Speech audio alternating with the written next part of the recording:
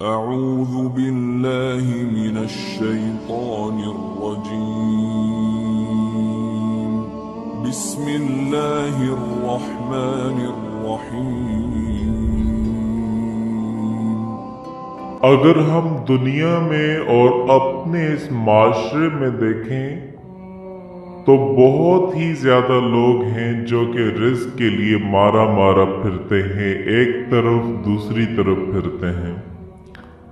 اس سے معلوم یہ ہوتا ہے کہ رزق بہت اہم چیز ہے اور ہر آدمی اپنی استطاعت اور اپنی قدرت کے مطابق کوشش بھی کر رہا ہے اور ایسے ہی دنیا کا نظام چل رہا ہے۔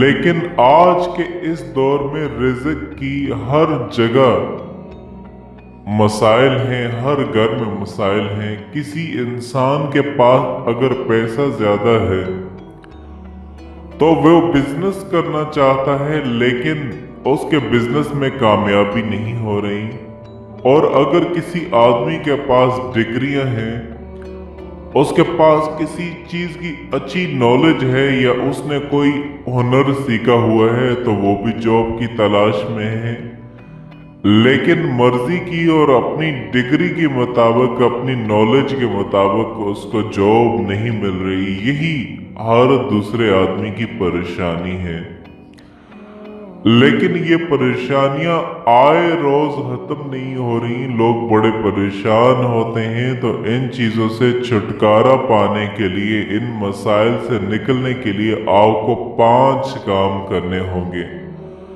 جب آپ یہ 5 کام اپنی روزمرہ زندگی میں پابندی کے ساتھ کریں گے تو اللہ تعالیٰ کے رحم و کرم سے آپ کے اوپر رزق کے دروازے کھول دیے جائیں گے، کیونکہ میرے اللہ کا وعدہ ہے اور اللہ تعالیٰ ہر معاملے میں آپ کی مدد فرمائیں گے۔ تو سب سے پہلا عمل جو رزق کے لیے بہت ہی زیادہ مفید ہے وہ ہے استغفار کی کثرت۔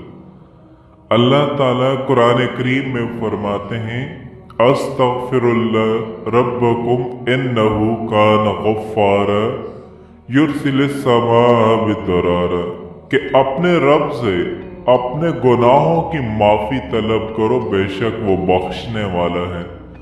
وہ تمہارے اوپر آسمان سے موسلادھار بارش برسائے گا، یعنی کہ تمہارے اوپر رزق کے دروازے کھول دے گا۔ اور یہی استغفار کا عمل آپ صلی اللہ علیہ وسلم نے اپنی امت کو بتایا ہے، اور آپ صلی اللہ علیہ وسلم کے صحابہ نے بھی اور اس کے بعد اولیاء نے بھی اس امت کو یہی طریقہ بتایا ہے۔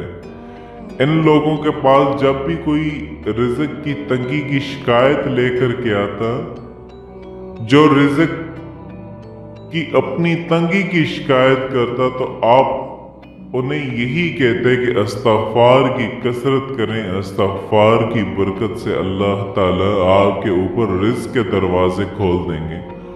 اور دوسرا عمل ہے کہ گناہوں سے بچیں، جتنا ہو سکے گناہوں سے اجتناب کریں، کیونکہ اللہ تعالیٰ خود قرآن کریم میں فرما رہے ہیں وَمَن يَتَّقِ اللَّهَ يَجْعَل لَّهُ مَخْرَجًا وَيَرْزُقْهُ مِنْ حَيْثُ لَا يَحْتَسِبُ، کہ جو آدمی تقوی اختیار کرتا ہے، گناہوں سے بچے گا، تو اللہ تعالیٰ اس کے لیے ہر مصیبت سے نکلنے کا راستہ بنا دیں گے اور اس کو وہاں سے رزق دیں گے، ایسے طریقوں سے رزق دیں گے جہاں سے اس کو گمان بھی نہیں ہوگا۔ خود اللہ تعالیٰ قرآن کریم میں فرما رہے ہیں۔ تو اللہ کی بات سے بڑی کس کی بات ہو سکتی ہے میرے بھائیوں، میری بہنوں؟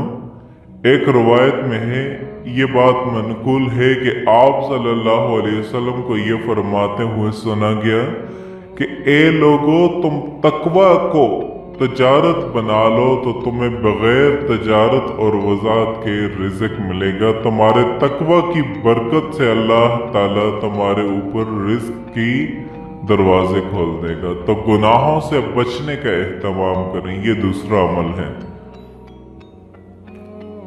اور تیسرا عمل तीसरा अमल ये है कि आप खुद भी नमाज की पाबंदी करें और अपने घर वालों को भी नमाज की पाबंदी कराएं। आप लोग ये सोच रहे होंगे कि उन लोगों के पास भी तो ज्यादा रिस्क है जो नमाज नहीं पढ़ते।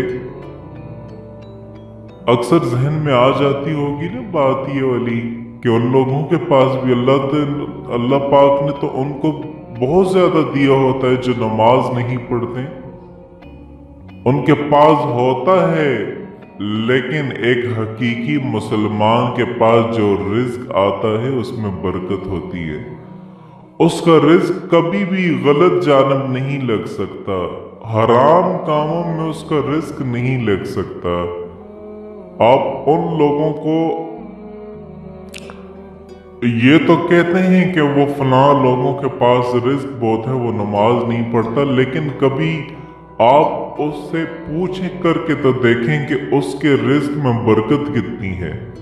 कभी उससे पूछ के तो देखें कि जो उससे मालो दौलत आ रहा है उससे उसे खुशियां कितनी मिलती हैं।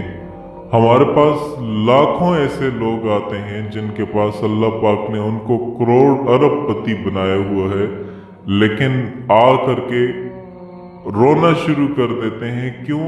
उनकी जिंदगी में सारी जिंदगी उनकी ऐसी गुजरती है कि उसमें कोई खुशियां नहीं होती, किसी किस्म की कोई उनकी जिंदगी में कोई जरा भर भी खुशी नहीं होती, और मालो दौलत उनके लिए वो बालजान बन जाता है। उनकी अपनी औलाद, अभी जनाजा पड़ा ही होता है, बाप का जनाजा पड़ा होता है, उन्हें जनाजे की फिक्र नहीं होती। मालो दौलत के लिए अपनी औलाद में झगड़े शुरू हो जाते हैं, और बाज़ औक़ात इसी दौलत के लिए भाई भाई का कत्ल कर देता है।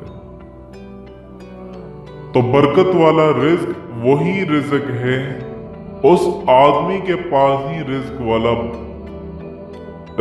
में बरकत है जो नमाज की पाबंदी करता है।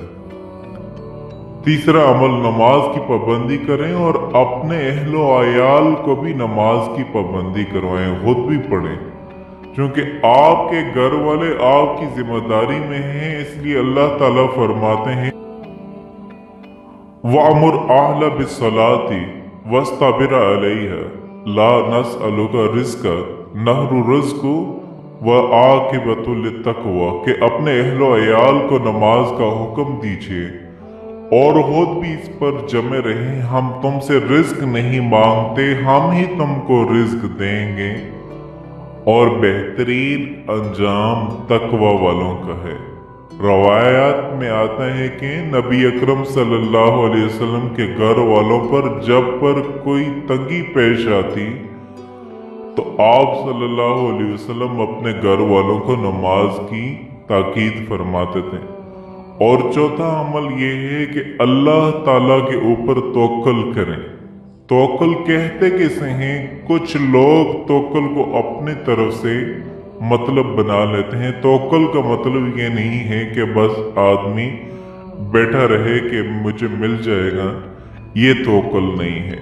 इमाम गजाली रहमतुल्लाह अलैह फरमाते हैं कि जो शख्स तकवा का ये मफहूम समझे कि बस जमीन पर पड़ा रहे और कस्ब माश की तदबीरें इख्तियार न करे तो वो जाहिल है।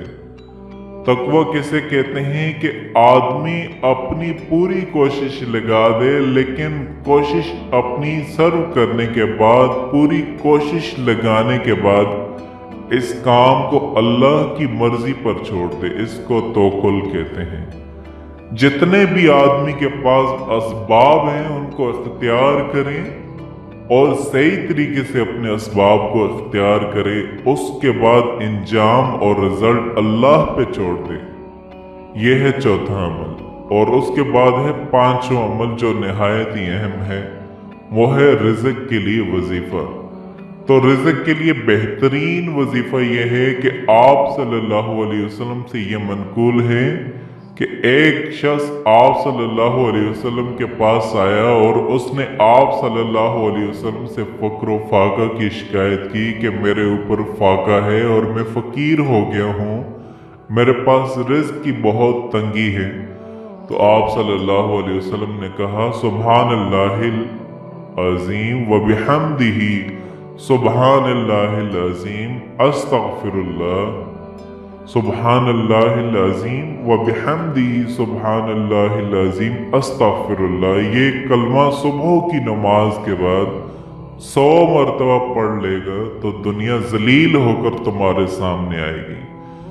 तो ये वजीफा आप सल्लल्लाहु अलैहि वसल्लम से मनकूल है कि सुब्हानल्लाहिल अज़ीम व बिहम्दिही सुब्हानल्लाहिल अज़ीम अस्तगफिरुल्लाह, इन कलिमात को सुबह की नमाज के बाद 100 मरतबा पढ़ लें, खुद भी पढ़ें और अगर आपके घर में बीवी, आपकी माँ, बहन वगैरह हैं, बच्चे हैं, उनसे भी आप ये पढ़ाएं।